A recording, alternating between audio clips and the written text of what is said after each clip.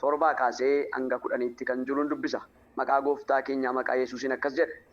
Dubartiin Samaariyaa tokko bishaan waraabbachuudhaaf dhuftee yommus Yesuus bishaan dhugaatii anaaf kenni ittiin jedhee barattoonni isaa nyaata bituudhaaf gara mandaraa dhaqanii turan.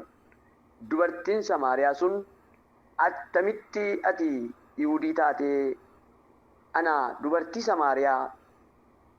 Samaariyaa bishaan dhugaatii gaafattaa ittiin jettee Yihuudoonni warra Samaariyaa wajjin qodaa tokkotti hin sooratan.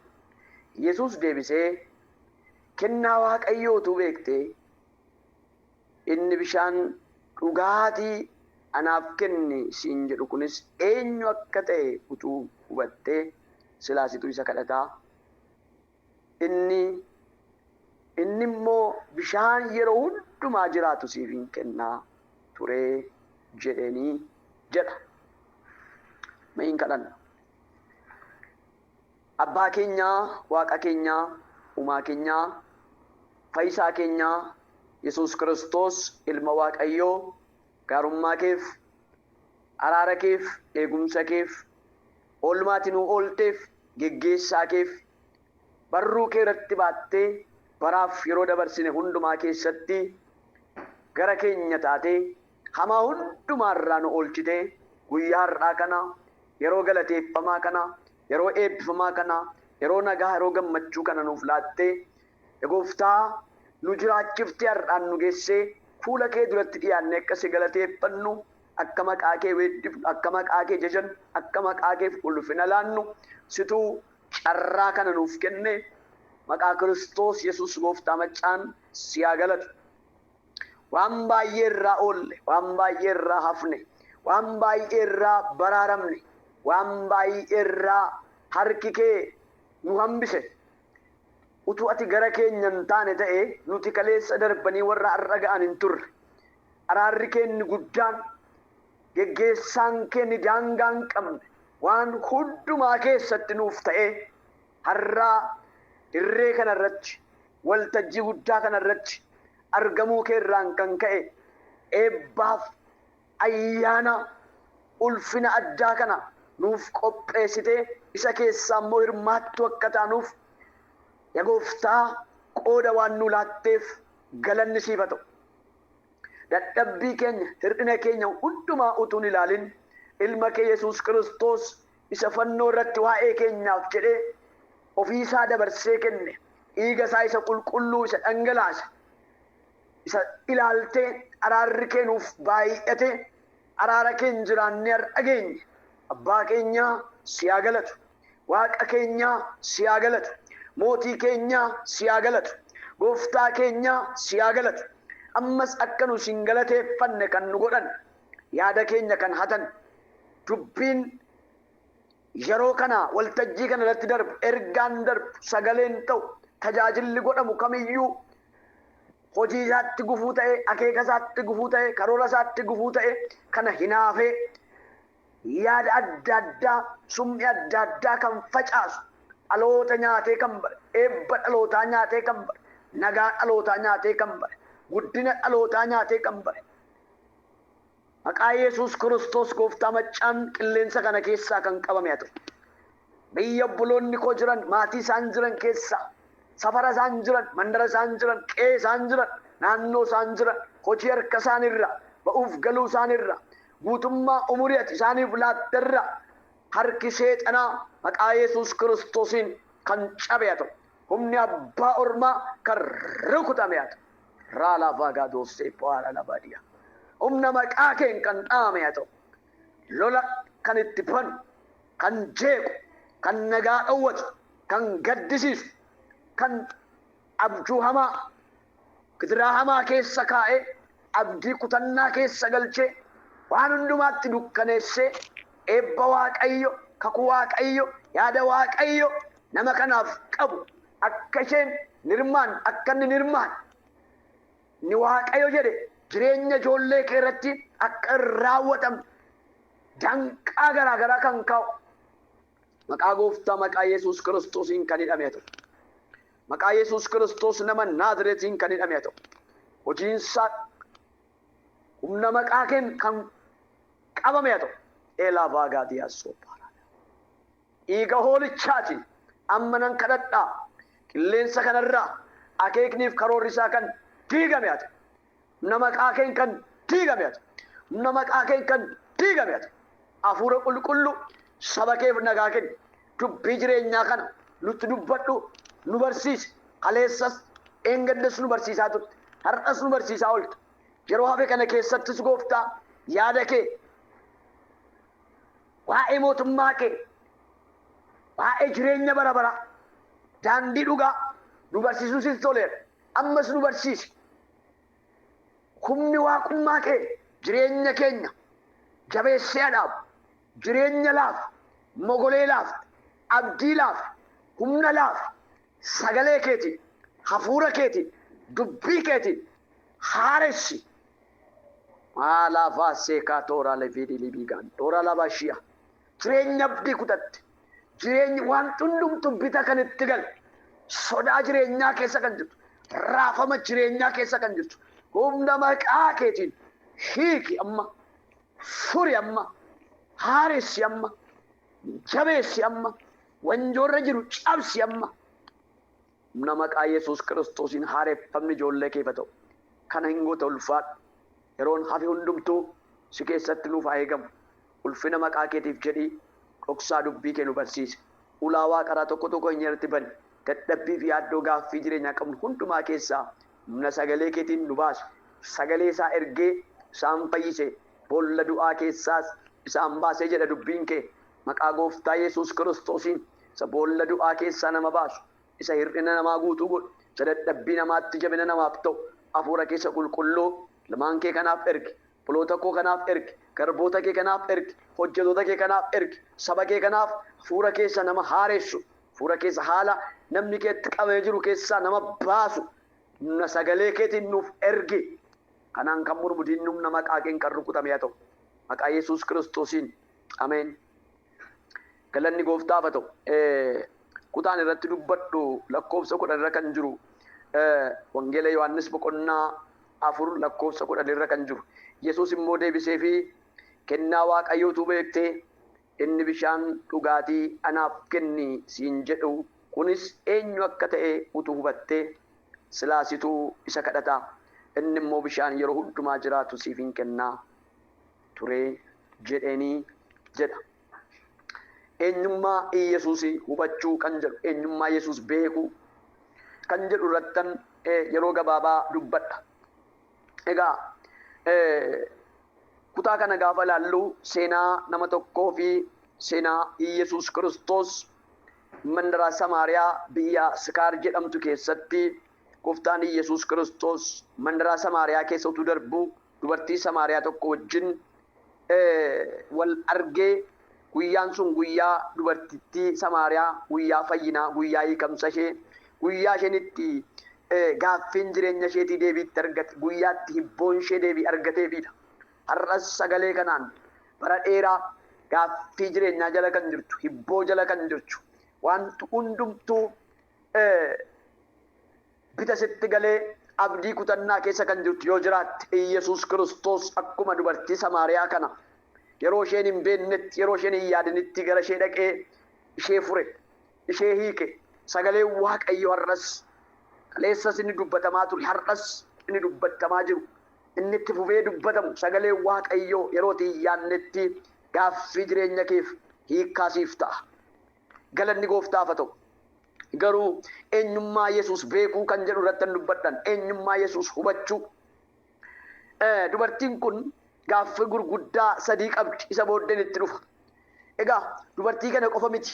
Waa'ee Yesuus Kiristoos gaaffiin kan itti baay'atu namootatti eenyummaa Yesuus beekuu barbaadanii garuu Yesuusin baruu kan dadhaban.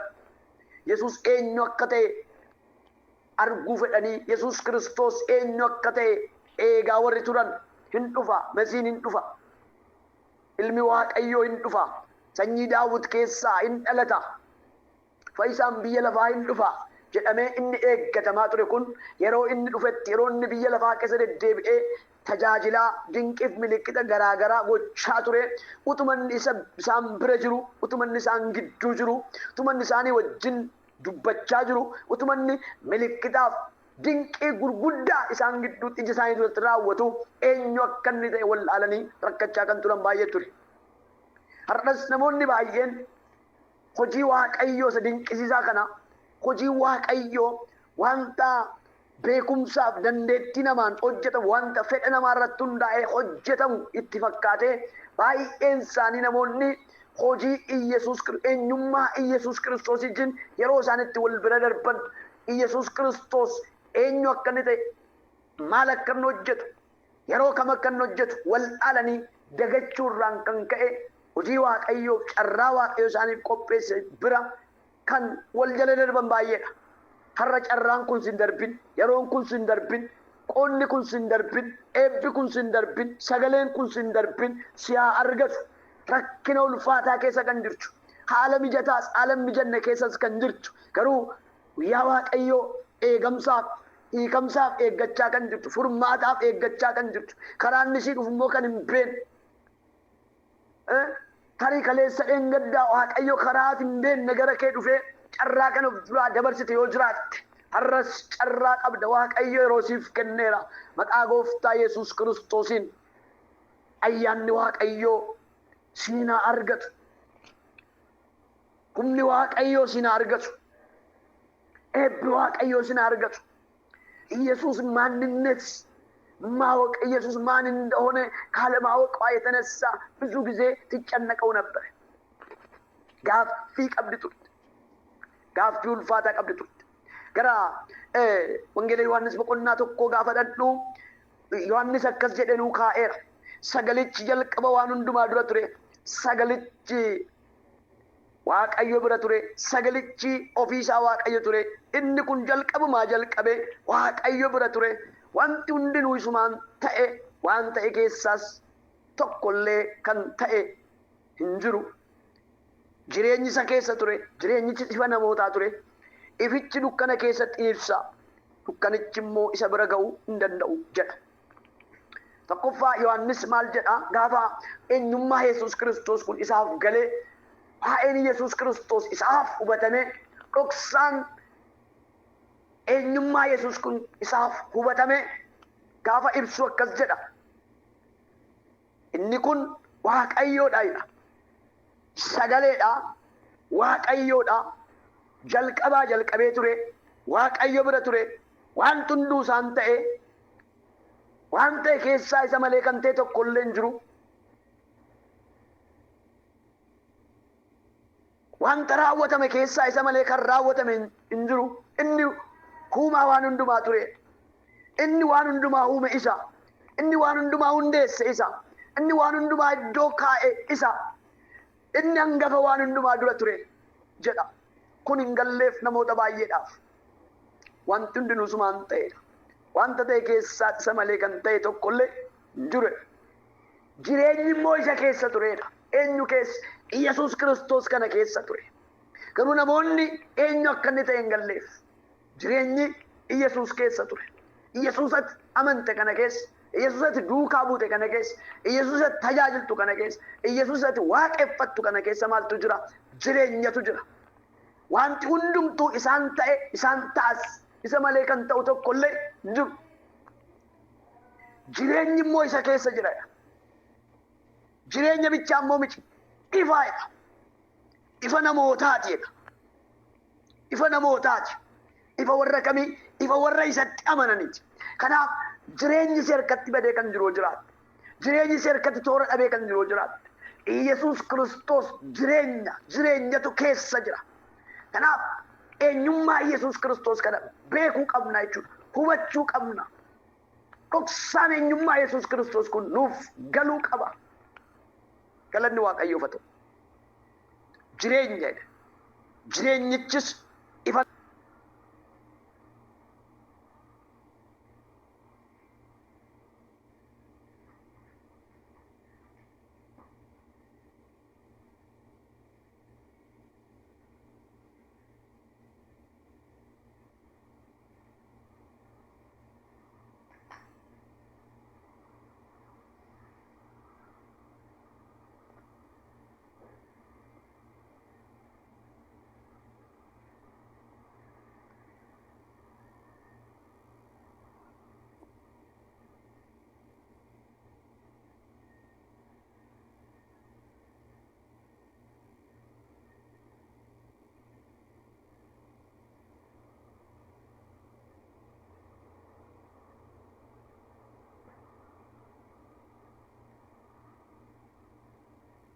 jireenyichis ifa namootaatidha.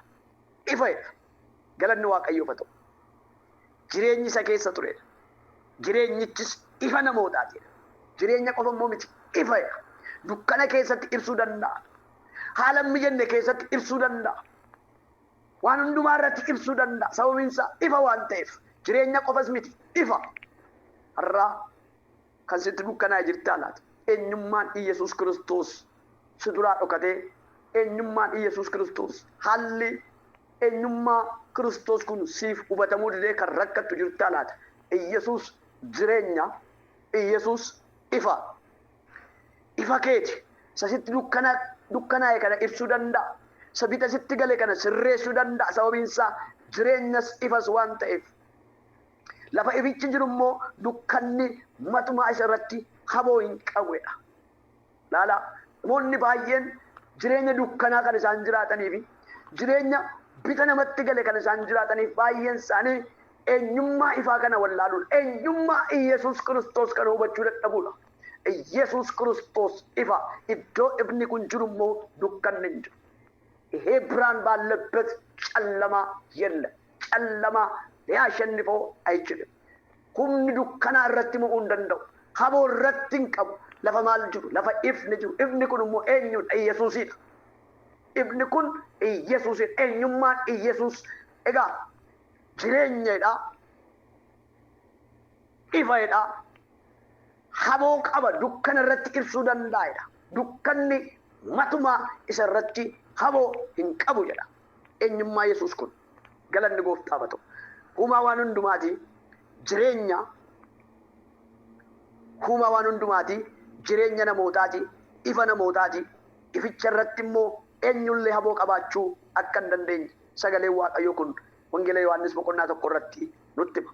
Gara boqonnaa lamaatti gaafa deemnu boqonnaa lamatti gaafa ceenu boqonnaa lama keessattis eenyummaa Iyesuus Kiristoos namoonni baay'een gaaffiitti ta'e utuu deddeebi'aa jiru. Qaanaa Galiilaa iddoo jedhamtu biyya Qaanaa Galiilaa keessatti cidhi guddaan tokko ture. Cidhi kun maqaa gaarii qaba. Cidhi kun cidha guddaadha. Cidha beekamaa. Cidha yeroo dheeraadhaaf yeroo fudhatamee qophaa'edha.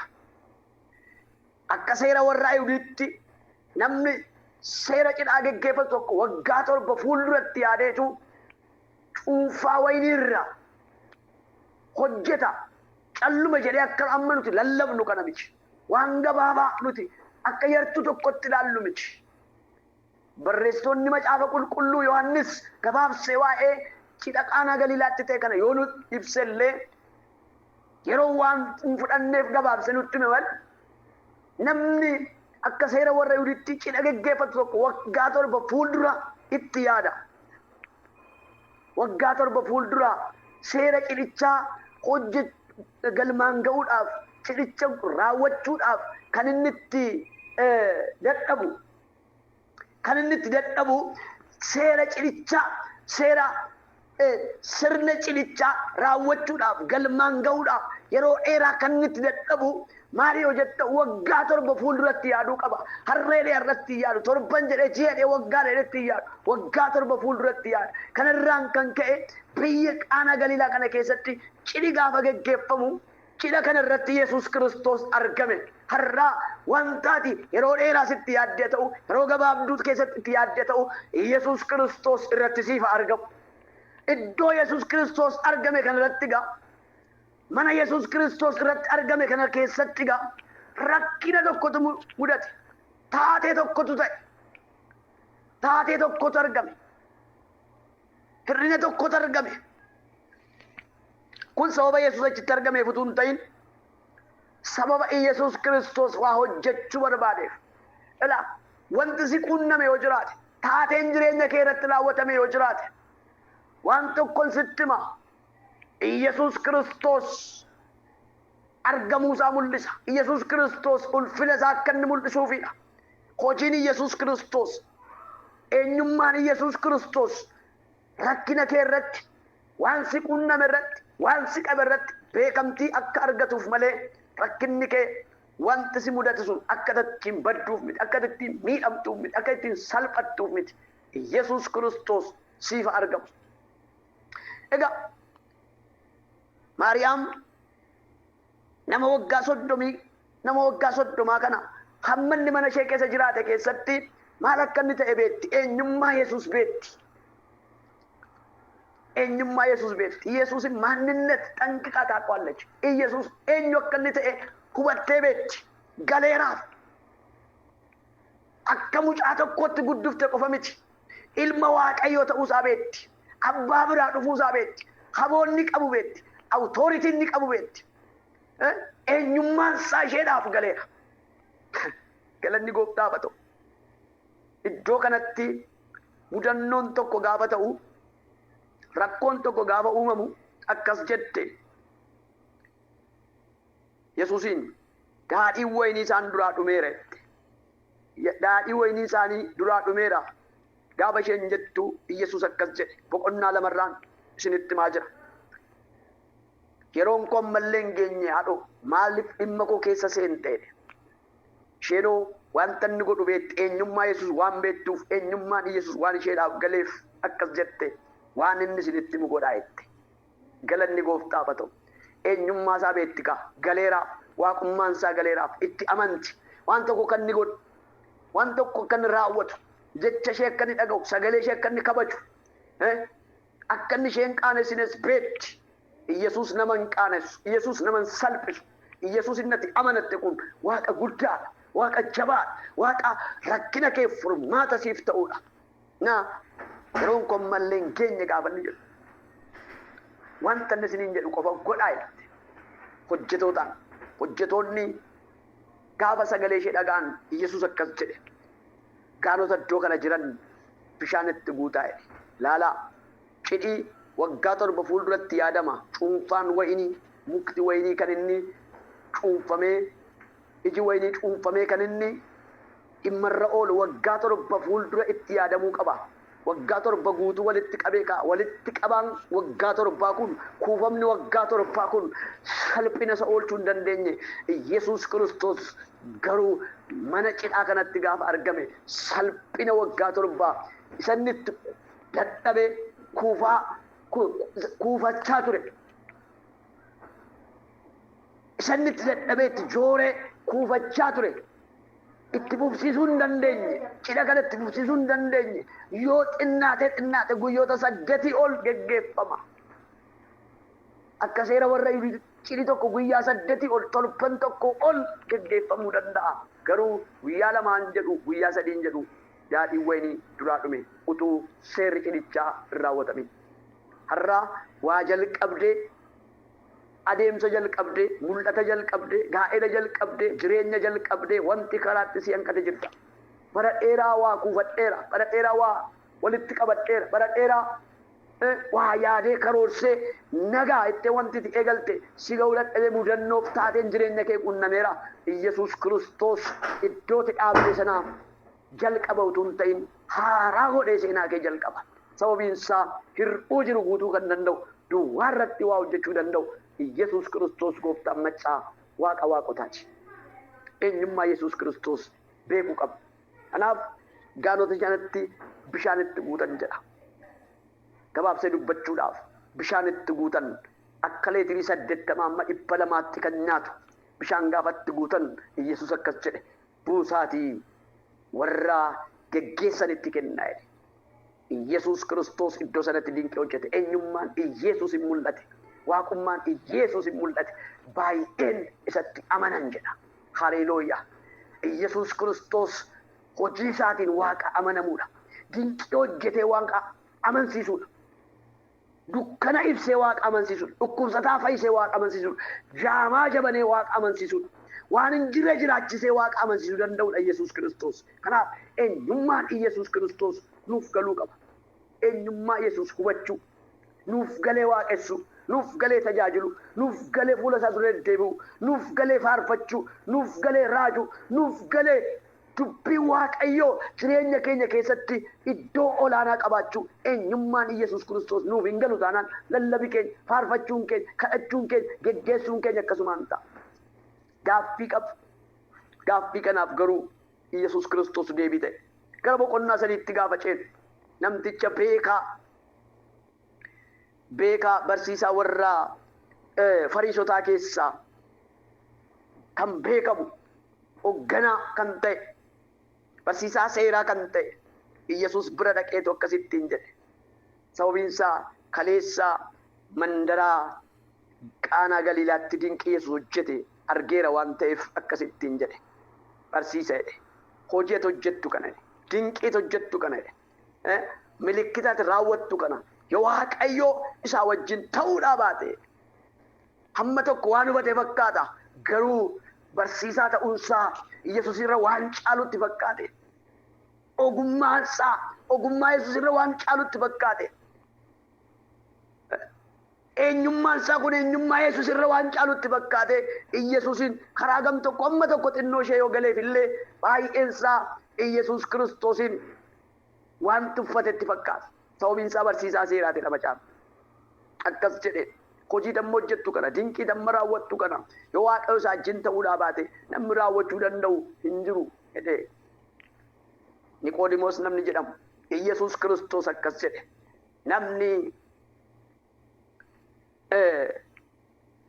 bishaaniif namni hafuura qulqulluutti lammaffaa dhalachuu yoo baate mootummaa Waaqayyoo arguu hin danda'u jennaan. Namni attamitti gara haadha isaatti deebi'ee erga dulloome namni gara haadha isaatti deebi'ee lammaffaa dhalachuu danda'a?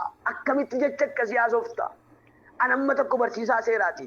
Hamma tokko dubbiin kun naa galeera. Hamma tokko dhoksaan kun naa galeera. Hamma tokko waa'een barsiisa wangeelaa kun naa galeera. Seerri Waaqayyoo kun naa galeera. An barsiisaa seeraati. Attamitti akka ta'uu danda'a? Yesuus Kiristoos akkas jedhe. Qilleensa beektaa jedhe. Qilleensi eessaa akka dhufu garam akka inni dhaqu beekamu jedhe. Dubbiin sitti dhufu kun sitti dubbadhu kunis hafuura jedhe. Galanni Waaqayyoof haa ta'u. Qilleensi jalqabaaf dhuman qabu. Daangaadha amma daangaatti adeema. Handaara lafaati amma handaara lafaatti adeema. Qilleensi akka kana gara barbaadetti adeema. Waan barbaade hojjeta. Yesuus Kiristoosis jalqabaaf dhuma waan hundumaati. Daangaadha amma daangaatti alfaadhaaf omeegaadha. Mootummaan hundinuu harka isaa keessa jira. Isa kana naaf galeera.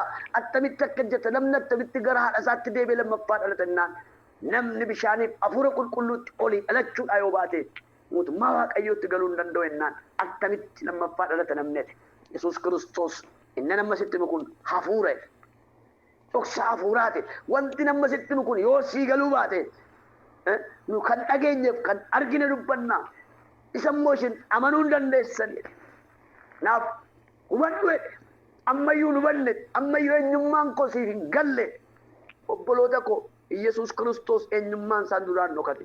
Hafuurri qulqulluun waa'ee eenyummaa Yesuus kana, waa'ee gooftummaa Yesuus kana, waa'ee humna Yesuus Kiristoos kana nuu ibsuu qaba. Egaa gara kutaa keenyaatti gaafa darbu dubartiin kun gaaffii sadii qabdi. Tokko gaaffiin ishee gaaffii jireenyaati. Gaaffii jireenyaati. Qaala'insa jireenyaa ta'u haala mana keessaa rakkoo isheen qabdu nama dubartii yeellaatu dubartii namoota gidduutti ulfina gaarii illee hin qabne kabaja kan hin qabne salphina guddaa keessa kan jirtu yeelloo gulfaataa keessa kan jirtu waan hundumaatiin gaaffii gurguddaa jala kan jirtudha dubartiin kun. Inni kan biraan haalli waaqeffannaa kan ishee rakkiseedha. Haalli waaqeffannaa illee kan ishee rakkiseedha. Sababiin isaa seera beekti. Garuu Waaqayyo eenyu akka inni ta'e hin beektu. Abdii qabdi. Masiicha Kiristoosiin dhufaatii isaa hin eegdi. Kiristoos eenyu akka inni ta'e hubachuu hin dandeenye. Inni sadaffaa. Masiicha Kiristoosiin hin eeggatti. Garuu isa dhufee wajjin haasa'u Kiristoos kanayyuu eenyummaa isaa amanuu hubachuu hin dandeenye. Kanaaf Yesuus Kiristoos akkasittiin jedhe.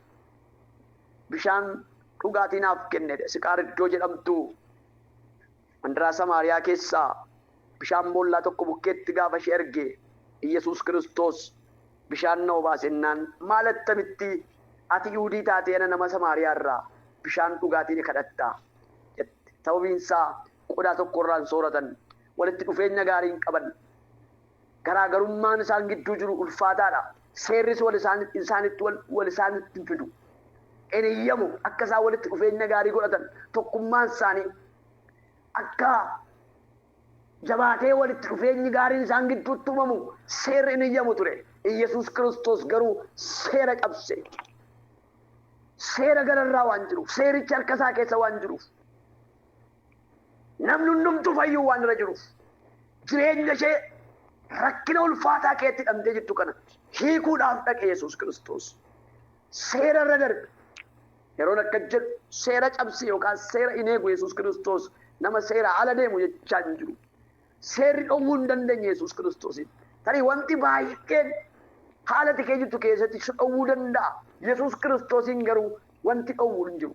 Gara kee dhufuudhaaf, si hiikuudhaaf, seenaa kee jijjiiruudhaaf, wanjoo jireenya kee irraa cabsuudhaaf, jireenya kee furmaata kennuudhaaf Yesuus Kiristoosiin wanti daangessu tokko illee hin jiru. Har'a dhukkuba keessa jiraadhu, gaaffii jireenyaa keessa jiraadhu, haalli jireenyaa si mijechuu yoo ajiru Yesuus Kiristoos darbee gara kee dhufa. Maqaan Waaqayyoo bara baraan galateeffamu. Garuu gaafa inni gara kee dhufu akka dubartii kanaa ati eenyu ittiin jette. Abbaa keenya Yaaqoob isa boolla bishaanii nuuf kenne irra hin caaltaa jette. Isa qofa miti.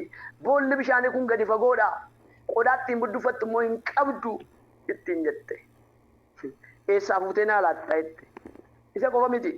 Akka lammaffaa iddoo kanatti deebi'ee bishaan kana waraabuu hin dhufnee fi bishaan kana naaf kenne jette. Isheen ammayyuu waa'ee isa lafarraa kana, waa'ee isa darbuu kana, waa'ee isa dhumuu kana, waa'ee isa baduu kana duukaadha yaadni ishee. Yesuus Kiristoos garuu dhimmi isaa, ajandaan isaa, pirogiraamiin isaa isa kana qofa utuu hin ta'in rakkoo isheen qabdu, gaaffii jireenyaa isheen qabdu, hibboo isheen qabdu, dhoksaa isheen bara dheeraatti rakkattutti ishee hiikuudhaaf dhufe. Galanni Waaqayyoof haa ta'u. Har'aa wanta siidhe kamittiyyuu, waan keessaa bahuu dadhabde kamittiyyuu ilmi Waaqayyoo si hiika. Ilmi Waaqayyoo si fura. Garuu yeroo kana sagaleen Waaqayyoo sitti dubbachaa jira. Eenyummaan Yesuus Kiristoos siif agalu. Utuu inni bishaan si kadhatu kun eenyu akka inni ta'e kennaa Waaqayyoo ta'uusaa utuu beekte. Kennaa Waaqayyootiin si wajjin haasaa jiru kun. Kan Waaqayyo siif kenneedha. Carraa Waaqayyo siif kenneedha. Yeroo Waaqayyo siif kenneedha. Qooda Waaqayyo siif kenneedha. Kennaa Waaqayyooti kun malee kennaa namaa miti. Utuu kennaa Waaqayyoo ta'uusaa beektee situ isa kadhataa. Galanni Waaqayyoo mati. Si'a meeqa kennaa Waaqayyo wallaallenan. Waaqayyo karaa baay'ee gara keenya dhufee kennaa Waaqayyoo ta'uusaa itti gargaaramuu dadhabnee carraan meeqa nu duraa darbe laata. Har'a garuu waan tokko isin hima. Kennaa Waaqayyooti. Waltajjii kanarratti tajaajilli godhamaa jiru. Raajummaas haa ta'u, faarfannaas haa ta'u, humna fayyisuu Waaqayyoos haa ta'u, dubbiin dubbatamu hundinuu kennaa Waaqayyooti. Sirriitti dhaggeeffadhu, ergaa kee keessaa fudhadhu. Kennaa Waaqayyoo kan adda baasii beeki. Eenyummaa Yesuustu lallabama. Waaqummaa Yesuustu lallabama. Gooftummaa Yesuustu lallabama malee gooftummaa namaa miti. Dandeettii namaa miti. Jabina namaa miti kan lallabamaa jiru. Beekumsa namaa miti kan lallabamaa jiru. Humna Yesuustu lallabamaa jiru. Wangeela mootummaa Waaqayyoo lallabamaa jiru. Iddootti wangeelli mootummaa Waaqayyoo lallabamu iddoo Yesuus jiru immoo gaaffiin jireenyaatti hin fufu. Hibboon itti hin fufu. Dadhabbiin itti hin fufu. Rakkinni itti hin fufu. Abaarsi itti hin fufu. Du'i itti hin fufu. Waaqayyo waan sirraa dhaabbachiisu mala sirraa dhaabbachiisa. Garuu eenyummaan Yesuus siif agalu. Yesuus akkasittiin jedhe egaa. Akkasittiin jedha gooftaan keenya Yesuus Kiristoos. Yesuus immoo deebiseefi kennaa Waaqayyootu beekte. Inni bishaan dhugaatii anaaf kennisiin jedhu kun eenyu akka inni ta'e utuu hubatte silaasitu isa kadhataa'e. Inni immoo bishaan yeroo hundumaa jiraatu siif kenne. Haleluuyaa. Bishaan isa sarara duddee bor dheebottu miti kan siif kennu. Bishaan isa yeroo hundumaa jiraatu. Bishaan isa boqonnaa siif kennu. Bishaan isa aara si galfachiisu. Bishaan isa si gammachiisu. Bishaan isa seenaa kee jijjiiru. Bishaan jireenyaa siif kenne. Yesuus Kiristoos bishaan jireenyaati. Wangeela Yohaannis kana boqonnaa 7 lakkoofsa 38 gaafa dhandhee ilaallu dubbiin Waaqayyoo akkas jedha. Mee lakkoofsa 37 fi 38 dubbisa. Guyyaadhuma ayyaanichaa guyyoota isa hundumaa